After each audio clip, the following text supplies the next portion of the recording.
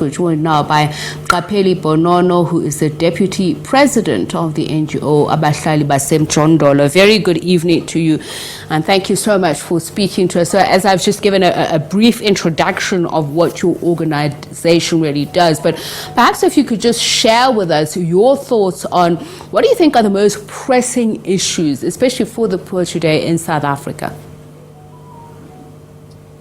Thank you very much to SABC for giving us this opportunity as the Sheikh Wellness Movement, Abahlali BaseMjondolo, the poor communities, the suffering people that are still living in bad condition in this country, but yet the country still enjoy to say in 28 years of democracy, but we still have communities that still denied the right to have such basic services. So we are here today as a movement of Abahlali BaseMjondolo to express ourselves, to say we hear and we see the country as they celebrate, the 62 years of the Sharpeville massacre, of which that it was a big struggle that was taken by the society. But yet today, we see those rights that they don't exist at all, because the people that live in informal settlement in the rural areas, wherever all poor communities that are living, are still denied the right to have such the basic services, of which that any human right, any human being, it can never live without even to have a water. But today we are experiencing that in these 28 years of democracy, people living with no water and electricity, such that is the basics that is supposed to be easy to the government to provide. Perhaps let's get down to, the everyday lived experiences of these people. We mentioned you have over 100,000 members.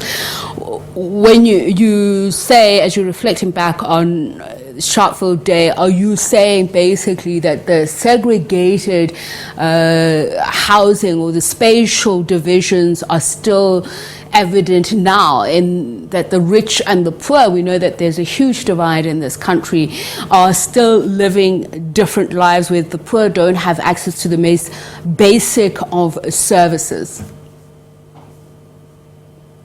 Yes, I refer to Sharpeville massacre because the Sharpeville massacre, most of the people, they make mistake about those that, like the ruling party, they are the ones that they have fought for this democracy, but of which the people of South Africa, the poor communities, they have fought for democracy, but that it was brought in 1994, but it was hijacked.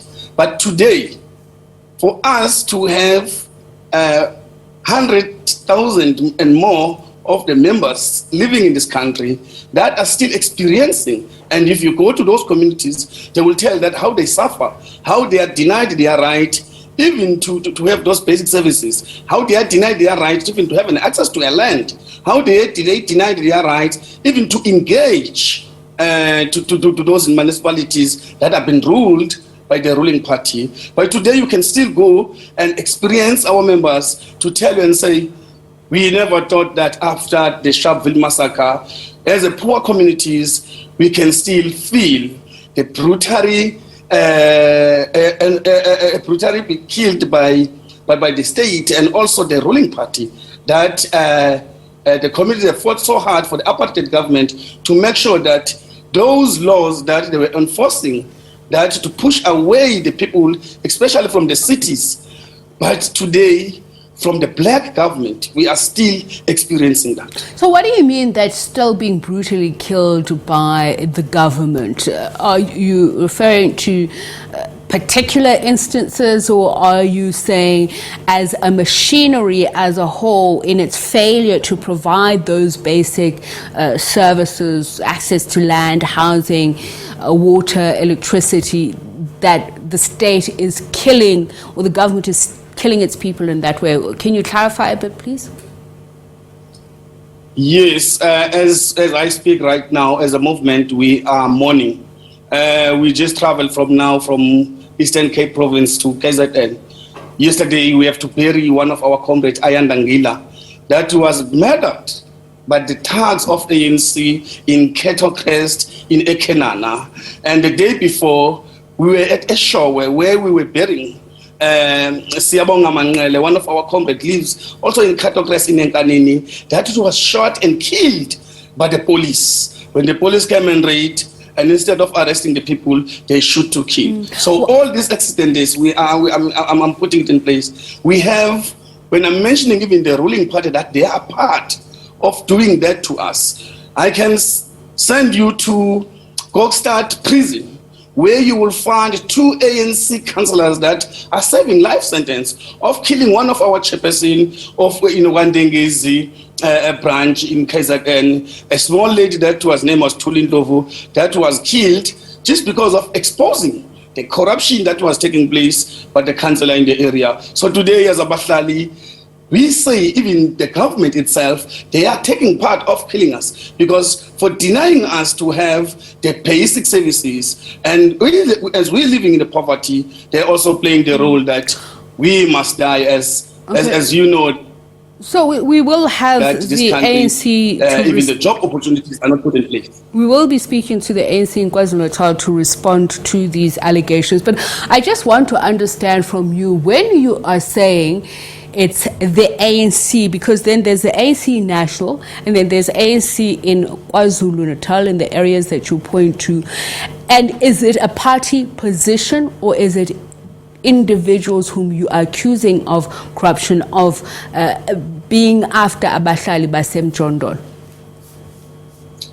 As I mentioned, that we have their councillors that are serving the life sentence in prison in Kokstad.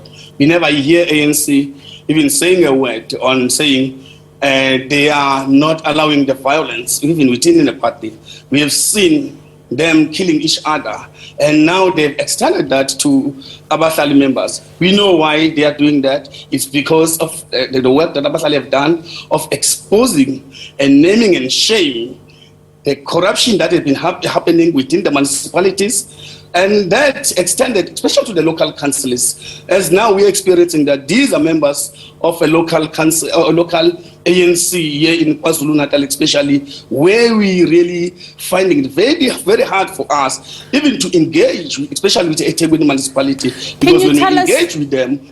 Can you tell us a little bit more about these allegations that you're making? What exactly is happening? Because I know Abahlali has been saying that there's a huge corruption scam with regards to the leasing of land in informal settlements, or even within the housing list. Can you just explain a little bit more and tell us what would, and the work that you're doing, what would lead to your members being killed because of it?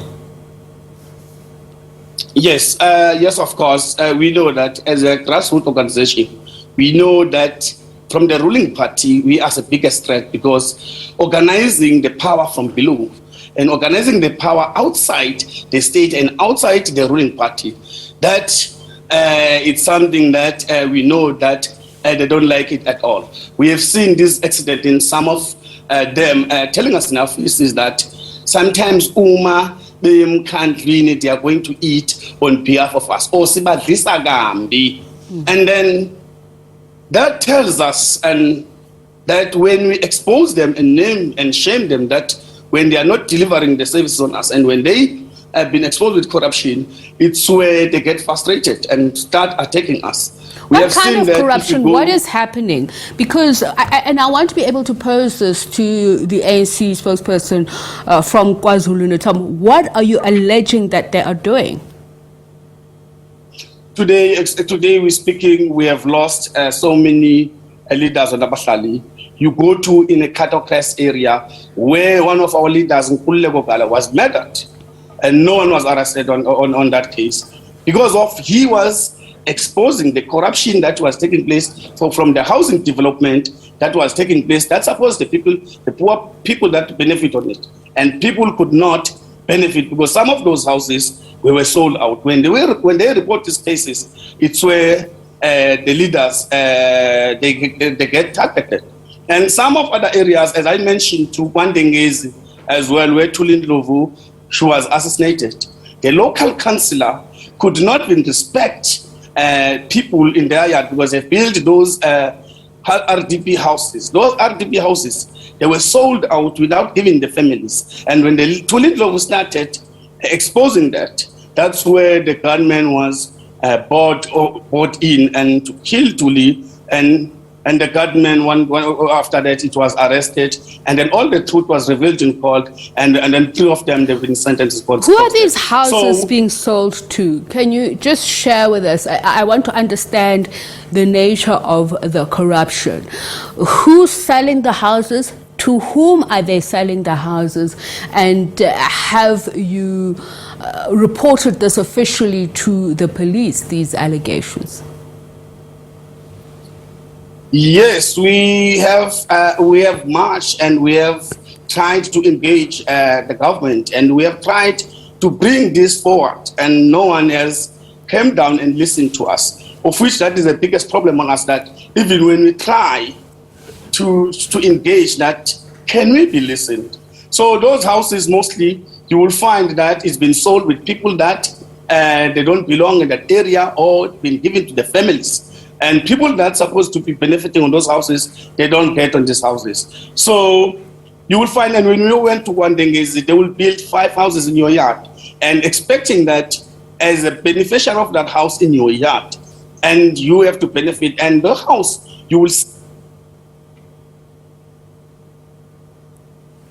All right, it's a pity. Unfortunately, we have lost the line there to Mqapheli Bonono, who is the Deputy President of the NGO Abahlali BaseMjondolo. And South Africa's Constitutional Court, by the way, in 2000, emphatically ruling that for a person to have access to adequate housing, all of these conditions need to be met. There must be land, there must be services, there must be a dwelling. So we're going to continue with this issue of housing and alleged corruption when we speak to ANC's representative from KwaZulu-Natal.